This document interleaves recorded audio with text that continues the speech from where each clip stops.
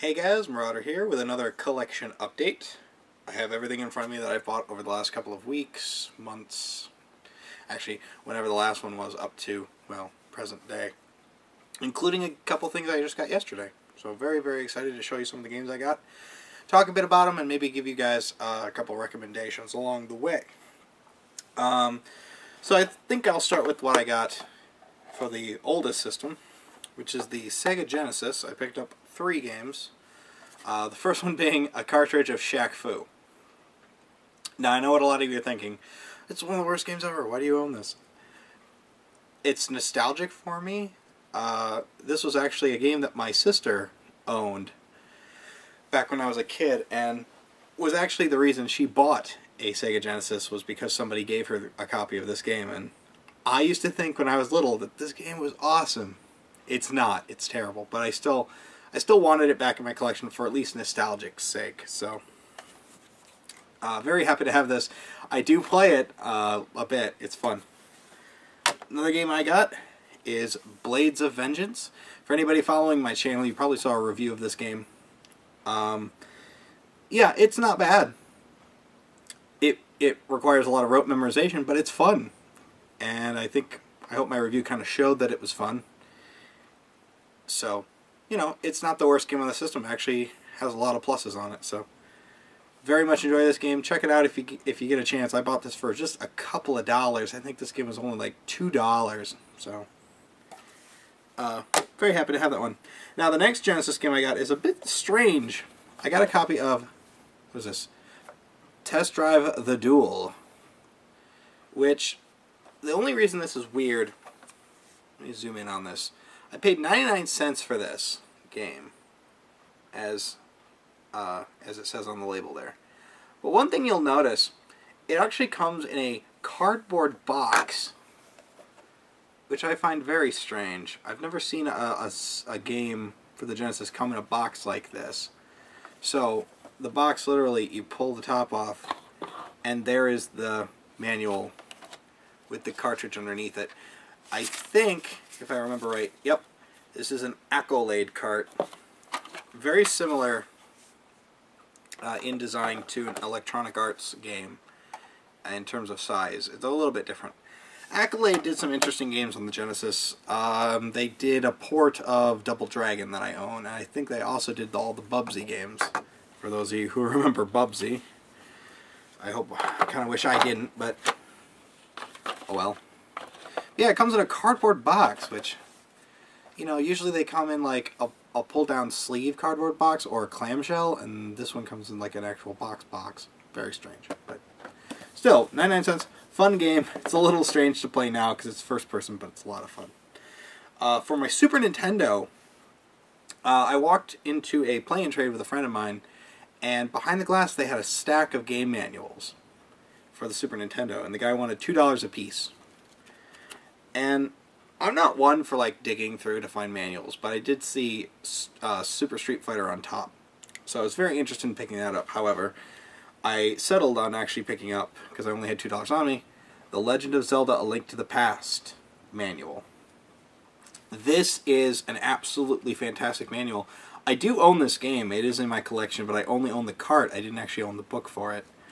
And there is just some unbelievable artwork in this book. I have never seen this book before, so I was unbelievably excited. But they've got some really nice art, like that one where he's against the tree there. That is just fantastic. And of course, I think that one everybody knows. I mean, just some of the art in this book, and for $2, I couldn't pass it up. Actually, the friend that I went with, my friend Jason, he, LOZF, as you know him on my channel, is a huge Zelda fan, and was actually super jealous that I got to that before he did. Because he doesn't actually own the manual for his copy either. But, you know, I'm being kind of a prick that way. Okay, so for the next system, we'll go to the GameCube. I picked up 2 games at a local Goodwill. One is Wave Race Blue Storm. The game is complete, in box. Disc is in good shape. Very happy to have this. I don't actually have any other Wave Race games. I don't own the 64 version. So I'm very happy to have this. I'm very excited. I heard a lot of good things about Wave Race as a series. So, and I think I only paid like $2 for this, $1.99 or $2.99, something like that. It was only a couple of bucks. At the same store, I also picked up a copy of Need for Speed Hot Pursuit 2 for the GameCube as well. Again, complete. Comes with manual and disc. And, you know, just another great game. I played this quite a bit already, and it is a blast to play. I mean, seriously, who doesn't like the Need for Speed games, especially this one? I highly recommend Hot Pursuit on the 360 and PC and PS3 as well, because I do have that on PC, and it is fun. Next system, we'll go on to the PS2. Picked up Genji Dawn of the Samurai. This game's okay. It actually harkens back to a lot of what Resident Evil or I think Onimusha is the closer comparison. You know, static camera angles, moving in and out of the frame. It's okay. It's got good graphics and all, but it is obviously dated being on the PS2. It you know, it's starting to show its age. I know they did a sequel on the PS3, but I heard that wasn't really well received, and I think the company that made this, Game Republic, if I remember right, yes, Game Republic, ended up just going out of business recently, so that's kind of a shame. I was always interested in this game when I saw it, but I never picked it up. I think I bought this for $2 or $3 at a GameStop, just because I was curious. Okay, for my PSP, this was actually a Christmas gift from my sister, one of my sisters, is The Legend of Heroes Trails in the Sky, Special Edition, or Limited Premium Edition, whatever you call it. Comes with the game, comes with a map, which also doubles as a game poster, and the soundtrack CD, as well as a little pin that has the emblem of your guild on it. And it comes in a very nice shiny box. This was a game that I heard a lot of people talk about, and they all said it was fantastic, and that it was really good, and nobody played it, and it was the Dark Horse of the Year kind of game.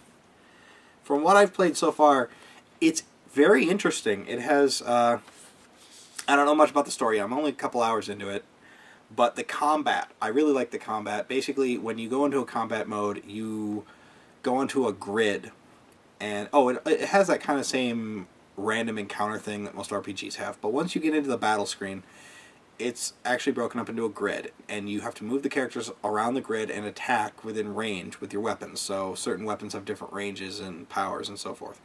But the thing I like is on the corner of the screen, like in Final Fantasy X, they have a list of who goes next in turn, and you can actually use, I think they call them special breaks or something like that, or gauge breaks. But they're basically like limit breaks from Final Fantasy, where they do a special attack, but you can use that to break the order of the attacks. So if you have a limit break, you can actually save that to a particular point in the battle, and then use it to break the complete order and attack a second time, or attack out of turn. Very good idea, a lot of fun. Very much enjoying that game. I actually had to dig my PSP out of my closet to play that, because I had literally no incentive of ever playing a PSP game again until my sister bought me that. So that's exciting. That's fun. Okay, moving on to the Nintendo DS. Picked up 4 games. The first is Shonen Jump Bleach's Dark Souls. This is the third in the, well, second technically in the 3 Bleach games for the DS. The other 2 being Blade of Fire and I forget. The other one was like Third Phantom. Some kind of turn-based strategy game. Anyway, this is a fantastic game. It goes back to the 2D fighting of the first Bleach game, and does it really well. It's made by Treasure. You can't really harp on them too much. Treasure always makes great games. This is another one. I know it's a licensed game, so a lot of people stayed away from it, and I did pay a pretty penny for this. I think it was, like $15 I paid for this, but they had a buy 2 get 1 free. So, very excited to have that in my collection. Love Bleach as a series, so it's a fun game to play. The other 2 games I got in with the buy 2 get 1 free is a game called Pichu Pichu Virus. I have no idea why I picked this game up. It just had this very strange cover. on it, and the back just says, don't worry, sweaty palms are a good thing. And other things like, attention, this product is known to exhibit absurd images that may lead to loss of sanity. And just, I don't know, there's just a bunch of weird images on the back of just random stuff going on. It's your basic puzzle game. You match 3 of the same thing on the touchscreen to make them disappear. But it is a very quickly paced puzzle game. Like, you have to have lightning fast reflexes to play this. So I haven't been able to get too far in this, but it's okay. It's interesting. Like I said, I got it for free. I think this was the free one. So not too upset with that. Not that bad. The other one I got is New International Track and Field. I've never played the track and field game that was on the NES, and I know a lot of people will probably say, well, why? That's such a classic. I never have, but I heard a lot of good things about this game, especially that you can play as Snake from Metal Gear Solid in it, so that's kind of interesting and piqued my interest quite a bit.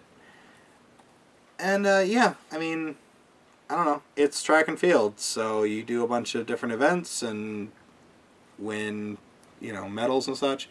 A lot of fun. Again, I really picked it up just because it kind of was the buy two get one, and that was a cheap game, but still very happy to have it. The last DS game I picked up is Rhythm Heaven. Bought this for I think it was like $7 or $8 at a local store I work at, and it's okay if you like rhythm games. I can't get past the second game, which is like the Choir Boys level. I've tried that probably 3 dozen times now, and I still can't get past it. But I could see where this game would be fun, and once I get past that second level, I'm sure the rest will go swimmingly. But still, it was a cheap game, and it came recommended by my friend Phoenix923, so thought I'd pick it up. Okay, moving on to the PC. This was actually a game I got yesterday, surprisingly. Is Shell Shock NAM 67. Yeah. I have not played this. I mean, I just got it. I haven't even had time to install it and make sure it works, but it's made by the same company that made Killzone for the PS2. So I'm very interested in trying this out because I love the original Killzone game. And yeah, I mean, just my sister's boyfriend just came up to me and was like, "You want this game?" I'm like, "Okay," and he's just handed it to me. So there you go. So again, haven't had time to play it, but looking forward to getting into that when I get it installed on my computer. For my 3DS, I picked up a game, Samurai Warriors Chronicles. This was for $14 or $15 at a Best Buy, and I had a couple of Reward Zone points saved up. So got this for a little over $10. Played this a bit. This is pretty good. If you like Dynasty Warriors or Samurai Warriors, obviously, this is a really good portable version. The graphics are nice. The draw distance is good. There's a little bit of enemy pop-in that I noticed, but it's nowhere near as bad as on the PSP version of the Dynasty Warriors game that came out on the PSP. And it's a continuous battlefield. So unlike the PSP version that they broke up into different squares that you had to conquer and it was more like a chessboard, this is just like an actual port of a console game. So graphics are okay. The character's a low polygon, but it really is a lot of fun. The frame rate stays steady, and it is a blast. The only major thing about this is there is no 2-player co-op, which is a real downer in my opinion, because that was always the thing that I liked about Dynasty Warrior games in general, is that they were 2-player co-op games. But still, for what I paid for it, I'm not disappointed. It's a lot of fun. Still playing it currently. The next game I got for my Xbox, this was actually the only game, or the only gift I got for Christmas from my parents, is Sonic Generations. Again, anybody who knows me knows I'm a huge Sonic fan. Love Sonic to death, and I was very excited to get this game for Christmas and try it out. I have since beat it, mainly because I play it all the time. But yeah, this game is a blast to play. I'm not going to go through like the plot and everything because everybody knows. Basically, you get to play as either classic Sonic in side-scrolling levels or 3D Sonic, modern-day Sonic in like a Sonic Colors-esque, or if you guys remember the daytime levels from Sonic Unleashed, that kind of style of gameplay. Really well done. My only complaint, there's not a lot of levels. You can beat this in a couple of hours. there's only a... They take basically one level from each Sonic game, each major Sonic release, and remake it. So you've got Green Hill Zone from the first Sonic game. You have Chemical Plant Zone from the second Sonic game. But then they kind of skipped over Sonic CD and went straight to Sonic 3, and then they skipped over... And a couple of the levels I wasn't even expecting. Like, they had Crisis City from Sonic 2005, and I was not expecting that level to be in there, because that game is one that I thought Sega wanted everybody to forget about. They even had a level from Sonic Unleashed. So, you know, that was kind of cool. The final boss fight is broken beyond anything and took me a long time to figure out, but still fun. Very much enjoy this game. It's a blast. It's short. I think I'll just shelve it for a while until I want to come back to it, but it is a very, very good game.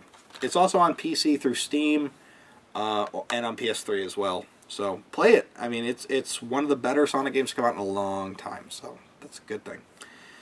And the last technical game that I got is The Legend of Zelda Skyward Sword, which, you know, this is the special edition bundle that comes with the Wii Motion Plus.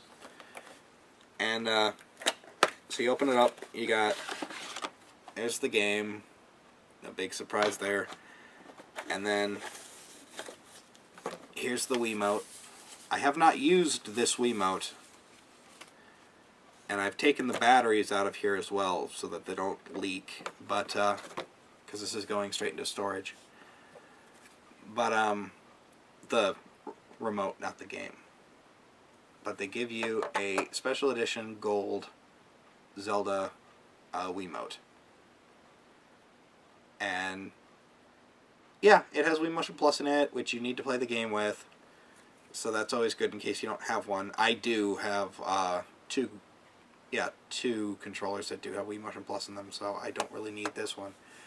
So I'm just going to keep it for collectability. But as far as it's a solid controller, feels just like a regular Wii controller, so no big surprises there. It just has the Skyward Sword emblem on it. Yeah, as far as the game goes, I've played it for a couple hours. Now, I'm not the biggest Zelda fan, so my opinion might not mean as much as somebody else who's played every single Zelda game since birth. But, overall, it's okay. It's just okay. It doesn't reach the level of Ocarina of Time, or even, I've heard a lot of people say it's not even as good as Link to the Past, which I can't complain or argue with. The main problem I have with it is twofold. One, Faye, the little character that you have that replaces Navi, she's basically like your information character that tells you stuff, won't shut up. And she will tell you the most obvious things constantly that anybody who's ever played a video game in their life, knows. Like, oh, my hearts are low, and she'll pop up and go, you can replace hearts by getting more hearts, or something like that. And you'll be like, oh, of course, I know. Or I have a potion. I mean, literally, I ended up carrying potions with me everywhere, just so when that happens, I don't have to listen to her pop out and go, hey, did you know? I don't need that. So, other than that, the only other problem I really have is that the world is not as open as I was hoping it would be. Basically, you get off the floating world that you live on, and the world basically has 4 different locations you can go to, and that's it. There's no open world feel like in Ocarina of Time where you could go through the Field of Hyrule and go to different locations and everything was kind of connected. I know a lot of people will say, well, the Field of Hyrule worked like a hub world, but not to this extent. I mean, after Wind Waker, with opening up the world as it did, and all the islands were connected in this seamless ocean that never loaded, it really is kind of disappointing to play Skyward Sword and get, you only have 4 dungeons, and I don't know. It's okay. It's not Game of the Year material or anything, but it is a solid game. It is fun, and the Wii Motion Plus works fairly well, so that's good.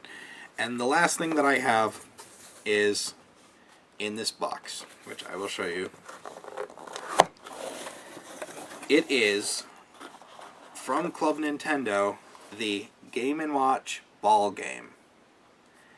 And if anybody doesn't know, this is off of the Club Nintendo website, where you take surveys. Basically, you buy any Nintendo brand game, and there's a code in there. You enter the code online and do a survey, and they give you coins. And then you can use the coins to buy exclusive merchandise and collectibles from the site. Well, this is, I think, the #1 thing you can get, like, at least last I checked. It's 1,200 coins, so it took me a while to collect for, and I'm very, very happy to have this. I have not opened it yet, and I don't intend to, because this is going to stay in the box. But very excited to have that. It definitely harkens back to what Nintendo used to do before they got into console video games, because they used to make those little Mr. Game & Watch handhelds. And Mr. Game & Watch also made an appearance in Super Smash Bros. Melee, and I think he was also in Brawl, but I'm not positive because I haven't played that game in a long time. But I know he was in Melee at least. And yeah, he's, his games were simple but fun, and that just harkens back to it. I'm very happy to have it. There is all the things that I have since the last update. I hope you guys enjoyed it, and you saw some games that you were interested in, or some games that you were curious about. I highly recommend Trails in the Sky. From what I've played, that game is fantastic, and if you enjoy RPGs, it is definitely worth a look. Blades of Vengeance for the Genesis is not a bad game, and if you find it again for a couple bucks, pick it up. But I highly, highly recommend everybody pick up Sonic Generations. Even if you're not really a Sonic fan, it is a lot of fun. The music is fantastic. The graphics are nice. The gameplay's great. I can't say enough about that game. It is short, but it is highly replayable. You're going to want to play through the levels a number of times, which helps. Anyway, that is everything I have. Thank you guys for watching, and I'll catch you guys later.